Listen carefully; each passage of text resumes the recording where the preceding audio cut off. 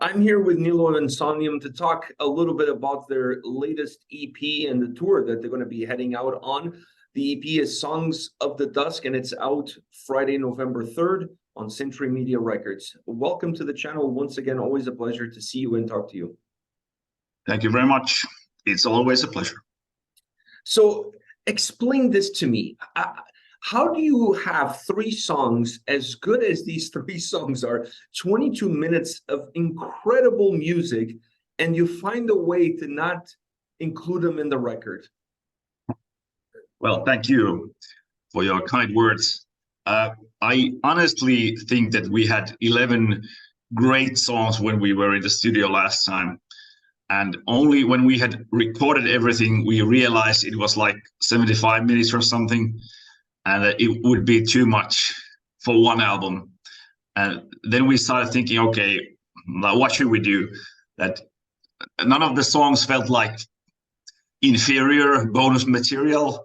We wanted to release them all for sure, and like not just as a bonus tracks, but kind of each track would deserve something more than to just be bonus tracks. So we decided, okay, let's make an album. It's gonna be under an hour, and then we have EP, which is gonna be over 20 minutes. So it felt like a good decision. And of course we had to vote and argue a little bit that which songs are gonna be on the EP. But it was still the easier decision because now they were not just leftover songs, but actually they were gonna get their own release. So it didn't felt so bad. And in the end, it was like one of my songs, one of Marcus's song, one of Ville's songs that ended up on the EP. So everybody suffered equally in that decision. But like I feel EP songs are just as good as the album songs, and we could have changed some songs that between the EP and the album, and it wouldn't have affected that much. But this is what we decided, that these are the best like entities now. Album with those 8 tracks and EP with these 3. Are there any other tracks from this album cycle that you're holding on for another release at Christmas time, a surprise Christmas release or something? No finished song. We had several demos that were not chosen to be recorded yet, but maybe in the future there are some good demos, but they weren't made ready yet. When you look at the amount of material that came out of this album cycle, is this always the case with Insomnium, or this time around you guys were a little bit extra creative? Well, I think usually it's something like this, but sometimes we have to use some imagination at how we're gonna get some bonus tracks done that are kind of needed for certain versions, but that we didn't have to do that this time. So there was a bit more material than usually, and we only realized it when we had recorded the whole damn thing. When you look at the way that people consume music these days, is that affecting the way you guys look at the band and the material that you release? Because you see more people consuming singles, EPs almost feel like singles, less people consuming records. Are you guys adjusting yourselves to what the market currently is looking for?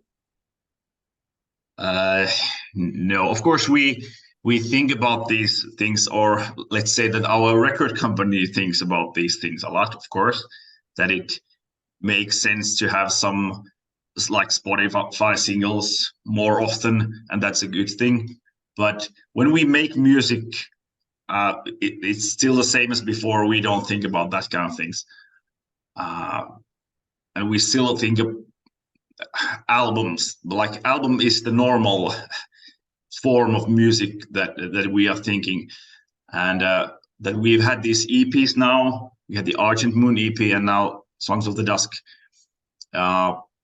It's not something that we would have done because it's trendy or it's demanded by the markets nowadays. We did it because it was a cool thing to do.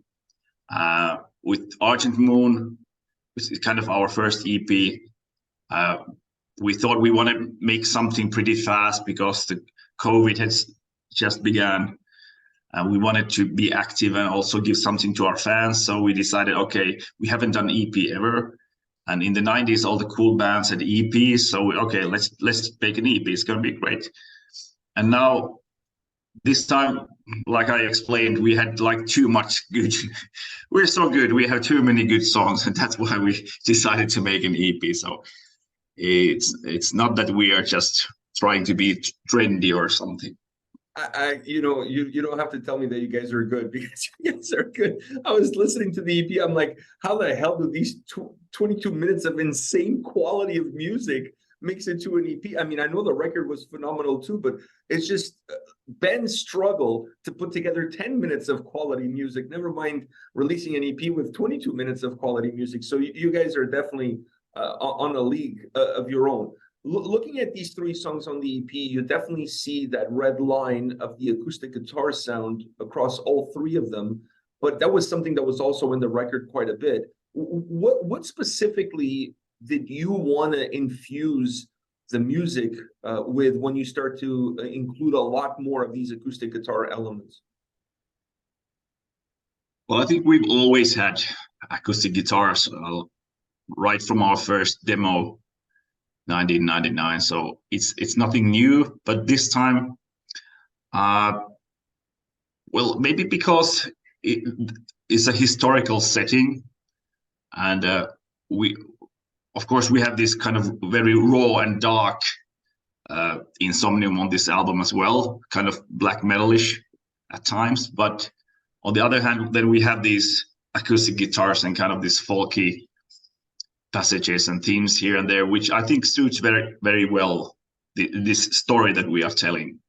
So I wouldn't say it's anything new, but you might be right that it's more apparent than with maybe previous album or with Heart Like a Grave. So I think it fits this historical setting very well. You said that the three songs, one belonged to each one of you guys.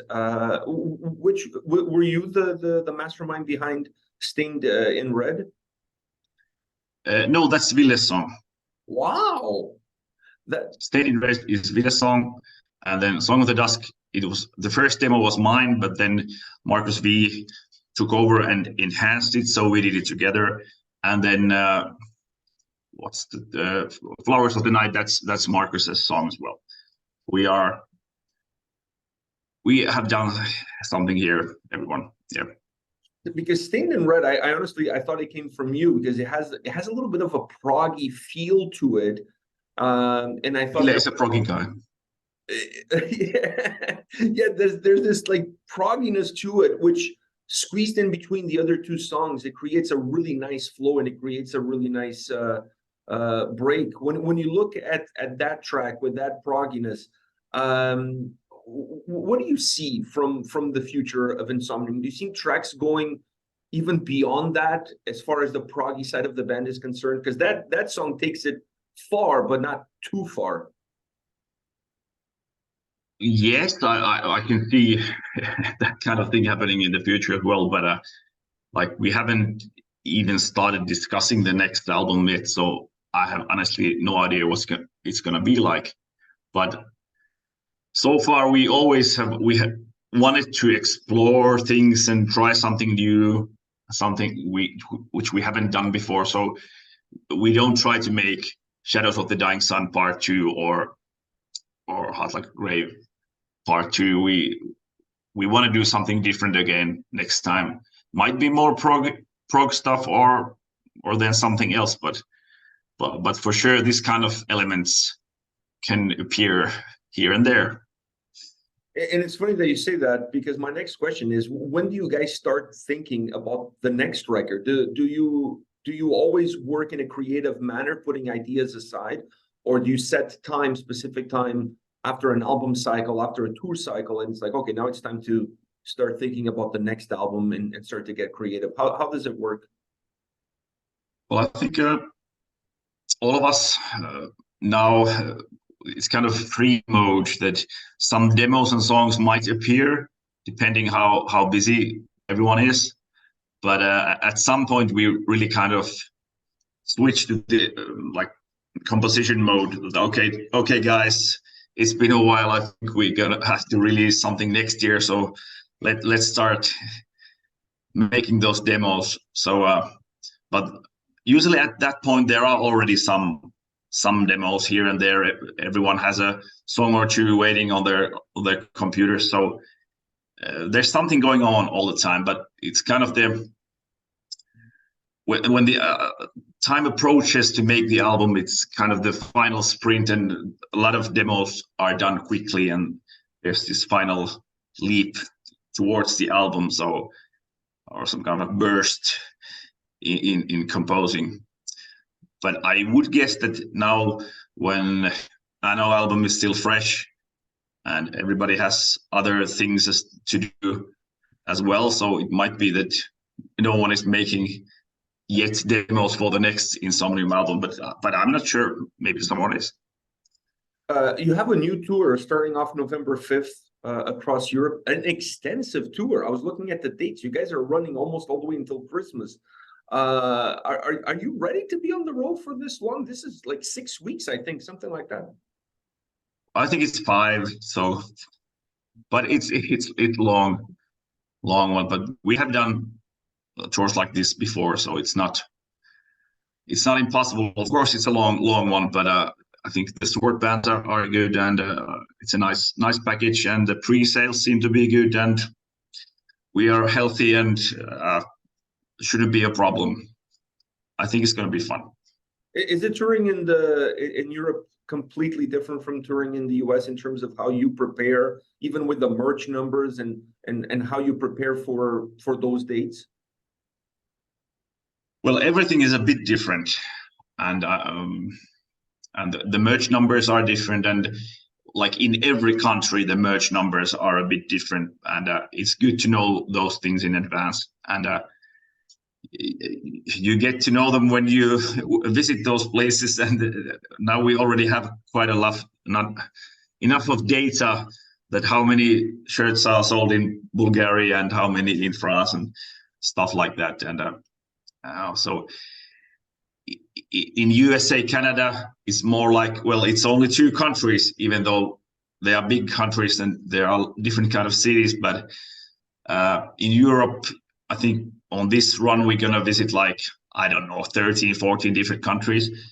And it can be hassle, especially when UK left European Union some years ago. So it's more of a hassle now to go there, and all the customs shit and stuff like that. So it's more hassle. But of course, for the US tour, you also need the visa, the work permits and all that. So it's different.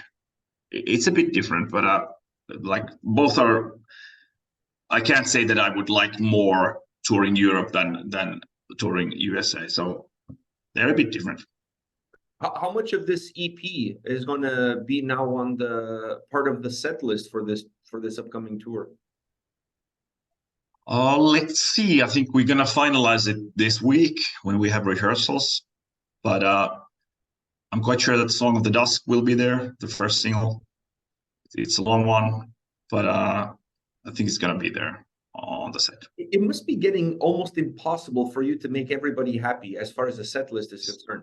Because, I mean, the amount of music keeps growing and the quality doesn't decrease. So you have people wanting to listen to not just old stuff, but also to a lot of the new stuff, because a lot of the new stuff is extremely good.